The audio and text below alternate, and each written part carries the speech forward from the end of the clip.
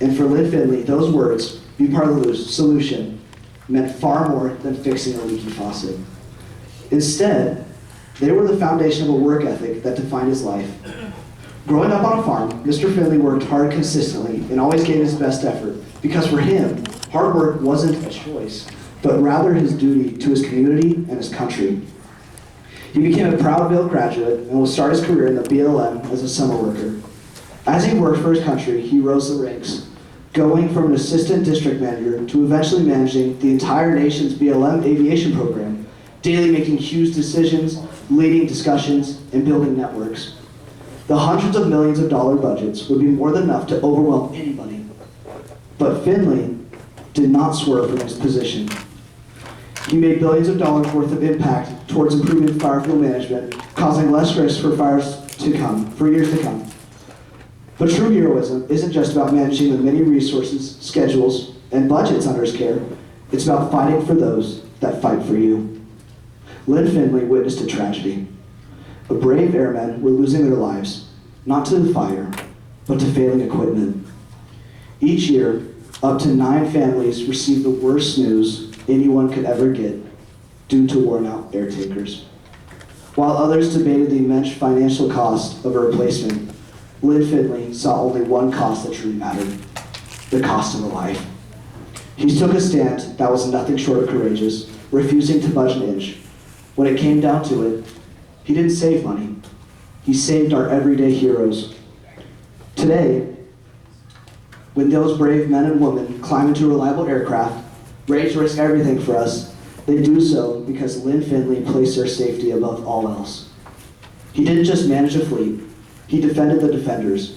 And that, folks, is the American spirit in action. After 32 years of serving the people, Lynn Findley retired from his federal service, but not from his duty. While his peers were turning in their ties for tropical shirts, Lynn was trading in his executive role for the chairman's seat on the Malheur County Planning Commission. Driven by a profound conviction in land use planning and the power of local involvement, he understood that his service to community and country had simply shifted focus, not stopped. In July 2013, he stepped up and became the city manager of Vale. He accomplished many amazing things while in office, one of which was fixing the water system. He secured $8.5 million to upgrade the water system so the government would no longer have to send notices telling everyone that the water was unsafe to drink. He also added urban reserve land to the comprehensive plan. This process, which usually costs hundreds of thousands of dollars and takes several years, was completed in 18 months and cost the city only $25,000, thanks to Findley's rallying for state funding. As Lynn Findley served the town of Vale and did all these amazing things in a little over 4 years, he had heard many complaints, some of which were out of his control.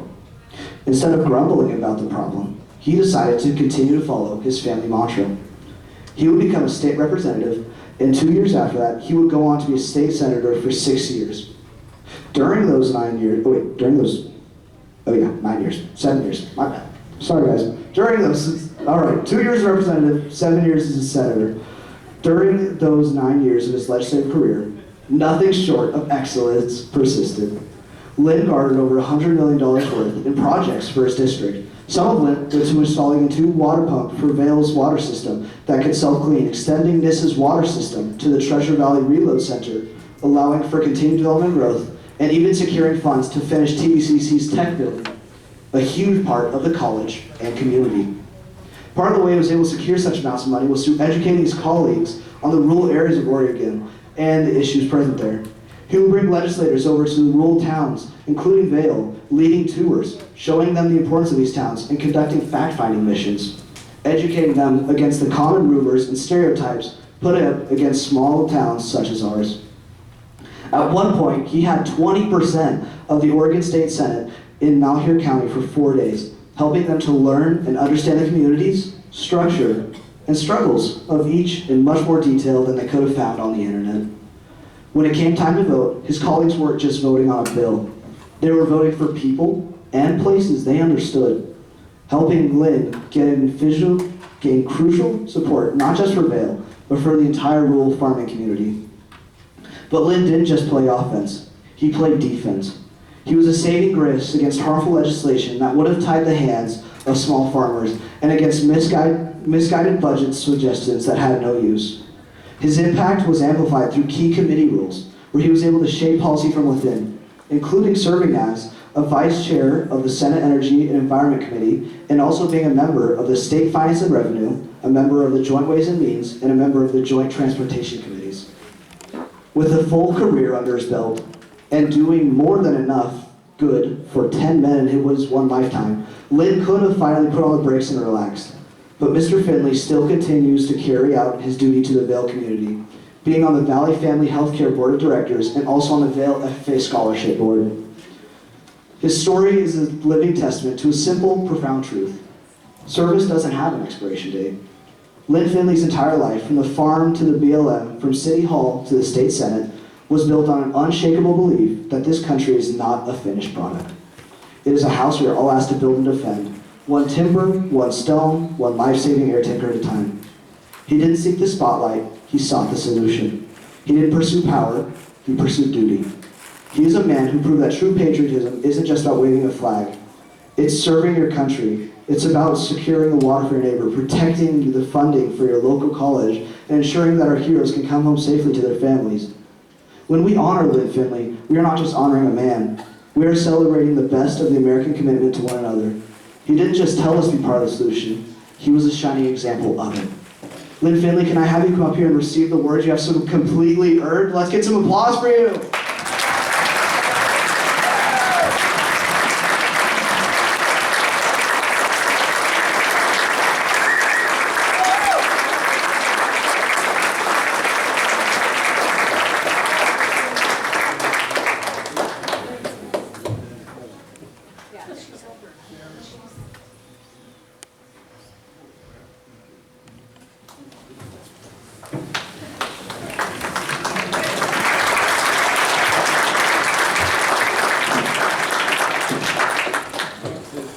Holy crap.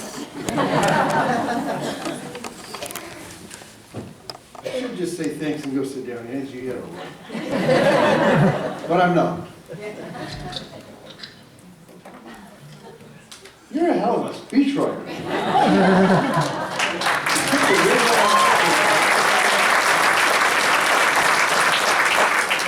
I'd like to thank the Alumni Association for this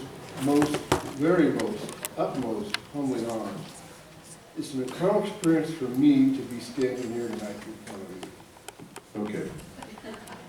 I look back at previous honorees and I feel great company, and I'm very thankful for being such great company. But I believe no one can achieve this honor without strong support, and I'm very fortunate to have the strong support from my family, my friends, and the community we all call home. My wife, Shelley, has an incredible amount of patience that allows me to do the things I've done. My dad told me one time, if you're not willing to be part of the solution, then you are part of the problem. And I firmly believe that in my whole life.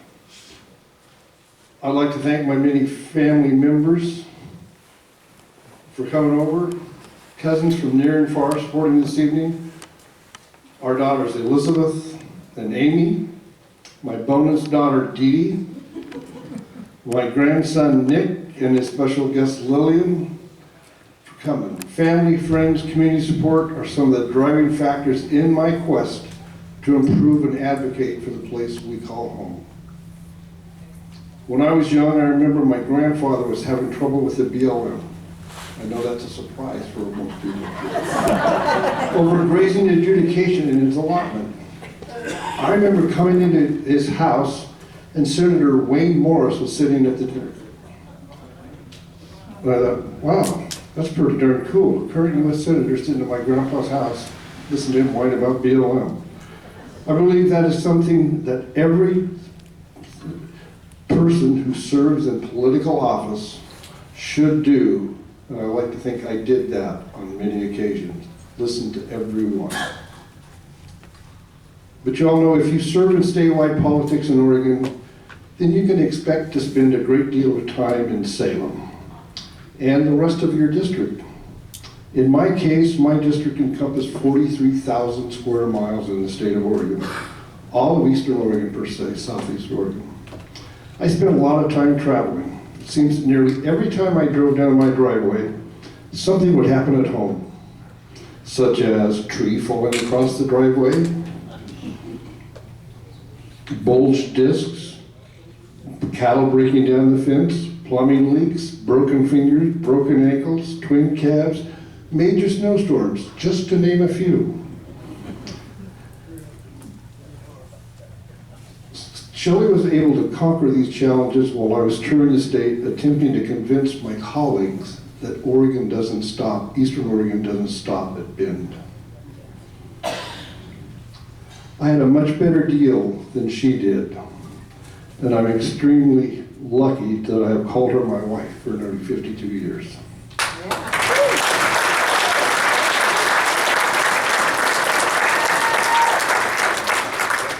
I'm not sure you can imagine putting up with that for 52 years. But she has. She's got a lot of darn patience. Many people from the other side of the state have asked me why I choose to live here. That's the easiest question I ever get.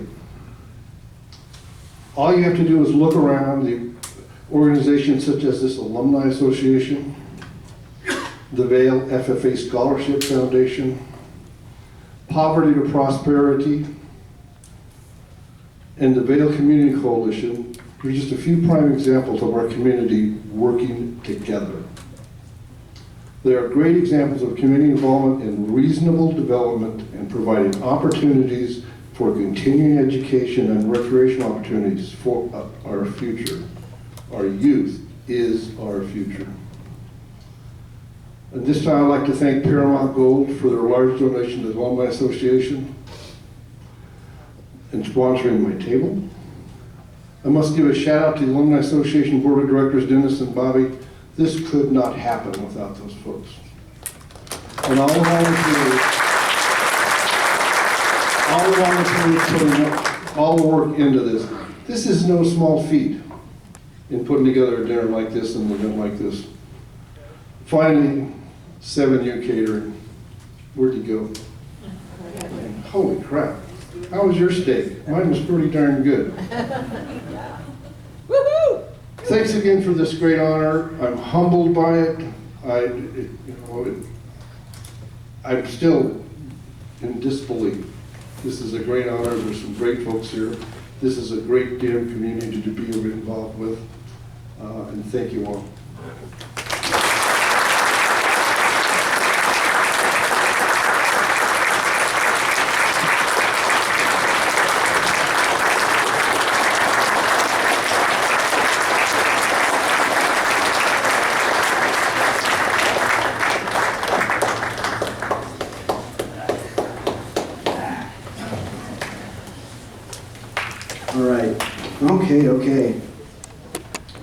Okay.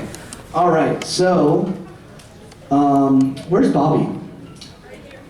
Bobby, can you come up here really quick? I have a question for you. Resume chatting. I'll be back soon. Just a second. How's it going?